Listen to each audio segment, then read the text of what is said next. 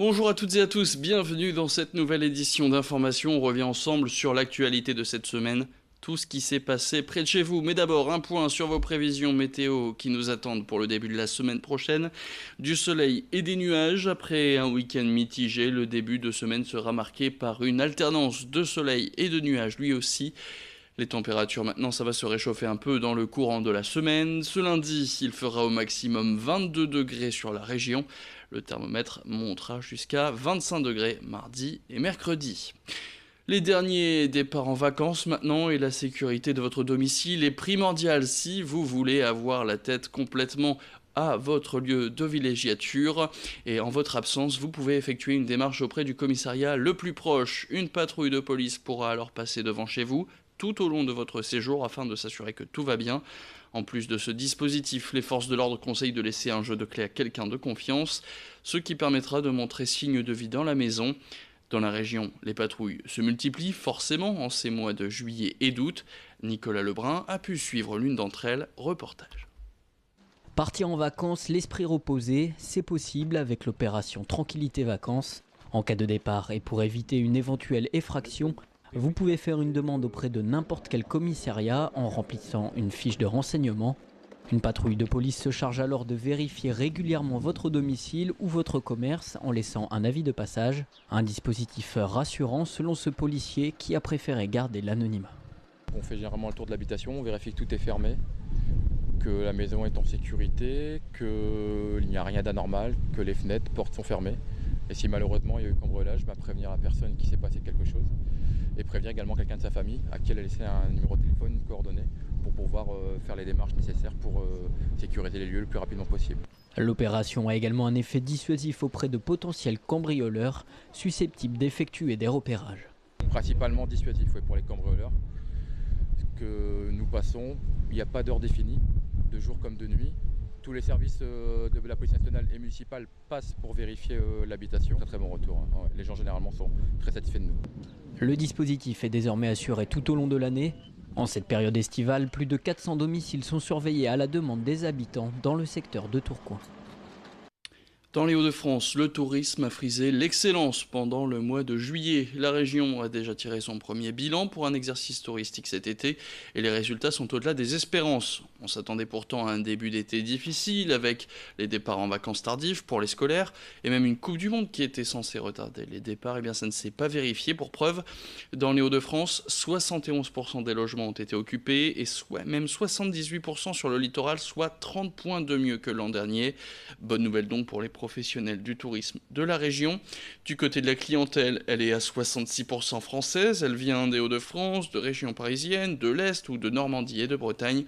Les 34% d'étrangers, eux, viennent soit de pays frontaliers comme l'Angleterre ou la Belgique, mais ils viennent parfois de l'autre bout du monde, comme des Chinois ou encore des Canadiens, Australiens et Néo-Zélandais, eux qui ont été conquis par la région pendant les récentes cérémonies du centenaire de la guerre 14-18. Pour parler de ces résultats, nous avions reçu sur ce plateau Frédéric Le Turc, le président du comité régional de tourisme pour les Hauts-de-France.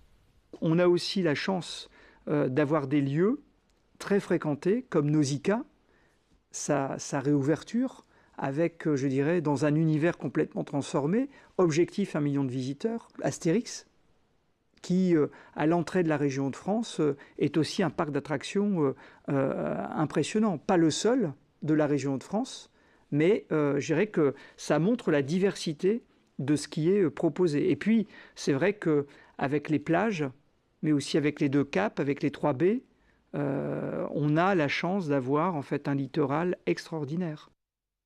Nausicaa, justement, qui a réouvert ses portes au mois de mai, cette extension qui a permis au centre maritime de devenir le plus grand aquarium d'Europe, avec un bassin de 10 000 mètres cubes où 58 000 animaux marins y ont élu domicile. Avant cette nouvelle exposition, Nausicaa attirait 600 000 visiteurs chaque année.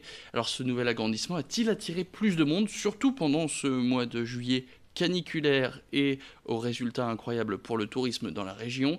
Eh bien, c'est la question qui a été posée par Marine Kijek à Bruno Armand, le secrétaire général de Nausicaa, qu'on écoute tout de suite. L'attractivité du centre a forcément augmenté de façon très significative avec l'ouverture de l'extension et le bassin des Hautes-Mers, qui est une attractivité extrêmement forte, une campagne de communication autour de toute cette thématique qui forcément était conséquente et qui porte ses fruits au mois de juillet. Donc on a réalisé 156 000 visiteurs au mois de juillet avec une progression de 75% par rapport à l'année passée. Globalement, une deuxième quinzaine peut-être un peu meilleure que la première quinzaine. Allez, après les vacances, place à la rentrée. Plus que quelques semaines de repos pour les écoliers. La prime de rentrée étant d'ailleurs tombée ce jeudi. Les étudiants, eux, ont un peu plus de temps. Mais pour eux, la rentrée sera plus compliquée que les précédentes, notamment avec l'arrivée de Parcoursup et cette autre réforme qui concerne cette fois les étudiants en psychologie. Elle implique que les sélections pour les Master 2, donc pour les 5e années, ne se fassent plus en 4e année, donc en première année de Master, mais en licence 3. Sauf que les diplômés de Master 1 de cette année se retrouvent dans un entre-deux. On ne leur a pas demandé de sélectionner leur master pour l'année dernière.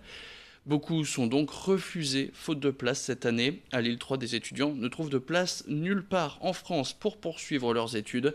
Sur Facebook, ces étudiants essayent de se faire entendre avec notamment plusieurs groupes, dont un appelé les oubliés de la réforme. L'une des administratrices du groupe envisage même d'envoyer une lettre au président de la République pour tenter de trouver une solution. Aubin Le Maire l'a rencontré. On a voulu créer un groupe où tous les étudiants, dans notre cas, pouvaient témoigner et pouvaient apporter leur soutien et pour qu'on puisse avoir quelque chose, pour que le gouvernement réagisse et que derrière, on nous trouve une solution. C'est surtout ça, qu'on nous trouve une solution, qu'on soit diplômé, qu'on nous réoriente en fonction des besoins, des envies, mais qu'il y ait une solution derrière et qu'on ne nous laisse pas comme ça dans la nature. Les solutions, on n'en a pas beaucoup. Ils ont dit qu'ils allaient mettre en place l'ouverture de places en Master 2 l'année prochaine dans certaines villes. Le problème, c'est que c'est majoritairement en droit et qu'en psychologie, on les compte sur les doigts de la main et que les places vont être très chères.